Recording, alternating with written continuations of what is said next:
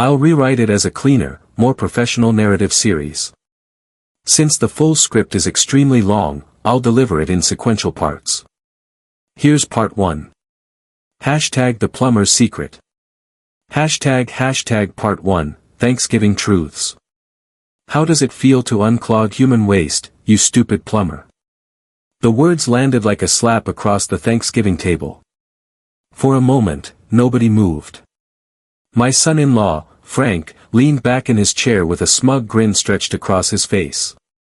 He seemed pleased with himself, proud of the insult he'd just delivered in front of my entire family. The room smelled of roasted turkey and fresh stuffing. My daughter Sarah had spent all morning preparing dinner. My grandson Tommy sat quietly with a fork in his hand, while little Lisa stared between the adults, confused by the sudden tension. Then Frank laughed. Not a friendly laugh. A cruel one. A laugh meant to humiliate. To my surprise, Sarah forced a nervous chuckle. Even Lisa giggled because she thought everyone else was joking. I felt my face burn. 43 years. 43 years of crawling through crawl spaces, repairing burst pipes in the dead of winter, and fixing sewage lines most people wouldn't dare look at. 43 years of honest work. And somehow, to Frank, that made me a joke. I slowly placed my fork down. The shame lasted only a few seconds. Then something colder replaced it. I looked at him carefully. His pressed shirt. His polished shoes. His expensive watch. The watch I had indirectly paid for. The man sitting across from me hadn't worked a day in 3 years. What's it like? Frank repeated with a grin. Come on, Robert.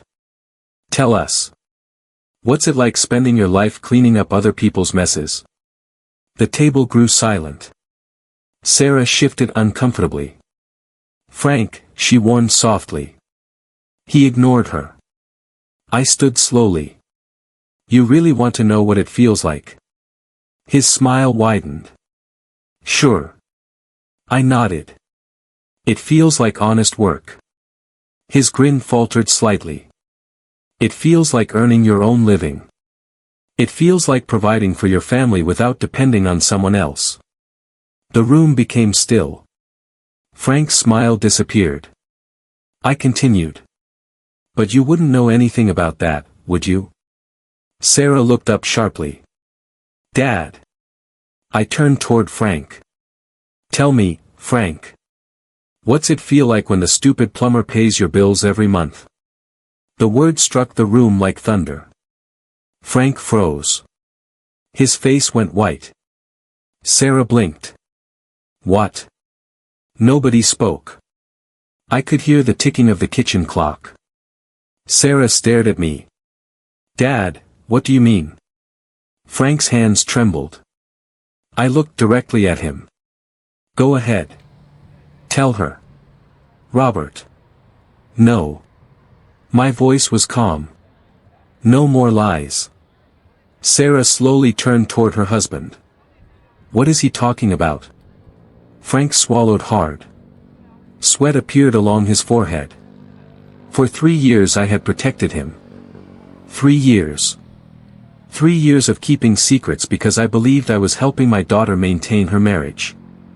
Now I realized I had only been helping a coward hide. Every month, I said quietly, I've been transferring money into Frank's account. Sarah's face drained of color. What? Mortgage payments. Car payments. Credit cards. Utilities. School expenses. Everything. The fork slipped from Sarah's hand and clattered against her plate. No. I nodded. Yes. She looked at Frank. Tell me he's lying. Frank stared at the table. His silence answered for him. The room felt smaller. Tommy stopped eating. Lisa looked frightened. Frank? Sarah whispered. Still nothing. Then finally he spoke. I was going to tell you. Sarah laughed once. A short, broken sound. When? No answer. When were you planning to tell me? His mouth opened and closed. Nothing came out. You lost your job. He nodded. When? 3 years ago. Sarah stared at him as if she were looking at a stranger.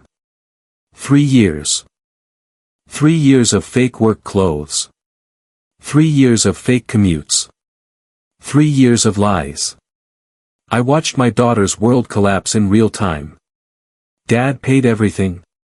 Frank nodded again. Sarah covered her mouth. Tears filled her eyes. For a moment, I wanted to take it all back. Not because it wasn't true. But because watching your child suffer never gets easier, no matter how old they are. I need air. She pushed back her chair and hurried toward the back door. A second later it slammed shut. Silence followed. Frank slowly looked up at me. The gratitude I hoped to see wasn't there. Neither was shame. Only hatred. Pure hatred. You destroyed my marriage. His voice was low and venomous. I sat back down. No, Frank. I picked up my napkin. You destroyed it the day you chose lies over honesty. Outside, I could hear Sarah crying. Inside, Thanksgiving dinner was over. And for the first time in 3 years, the truth had finally entered the room.